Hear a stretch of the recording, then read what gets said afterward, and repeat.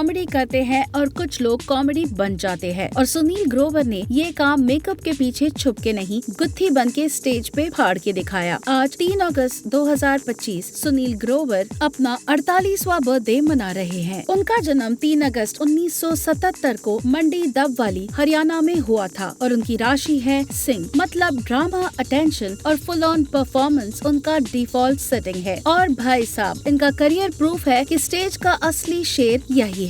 सुनील ने अपना acting career TV और रेडियो से स्टार्ट किया था। उन्होंने थिएटर की ट्रेनिंग ली और मिमिक्री का टैलेंट उनका चाइल्डहुड से ही वायरल था। लेकिन उस वक्त कोई यूट्यूब नहीं था, सिर्फ स्कूल के फंक्शंस थे। फुल तंदूर चिकन एक प्लेट, ये लाइन अगर किसी को याद हो तो वो इनका सबसे पहला ब्रेकआउट मोमेंट था, सबसे पहले the great Indian laughter challenge से। लेकिन असली धमाका हुआ जब उन्होंने कॉमेडी नाइट्स विद कपिल में एंट्री मारी एज गुत्थी, एक ऐसा कैरेक्टर जिसमें 90s की आंटी का स्वैग, इनोसेंस और थोड़ा मैडनेस था। फिर आए डॉक्टर मशहूर गुलाटी, हॉस्पिटल का डॉक्टर हो या स्टेज का, इनका इंजेक्शन सबको हंसाने वाली ही होती है। उन्होंने हर इंडियन लिविंग रूम में एक परमानेंट जगह बना ली। लेकिन जहाँ स्टारडम आता है वहाँ ईगो भी गेट क्रैश करता है। 2017 में ऑस्ट्रेलिया टूर के दौरान हुआ कपिल शर्मा और सुनील ग्रोवर का अगली फॉल आउट। फ्लाइट के अंदर झगड़ा, गाली गलौज और शू थ्रोइंग की रिपोर्ट्स ने पूरी कॉमेडी दुनिया को शॉक कर दिया। सुनील ने शो छोड़ दिया और मीडिया में छाया रहा, मैं इंसल्ट बर्दाश्त नहीं कर सकता, उनका क्लियर स्टैंड था। कपिल ने माफी भी मांगी ट्विटर पे, लेकिन गुत्थी वापस नहीं आए।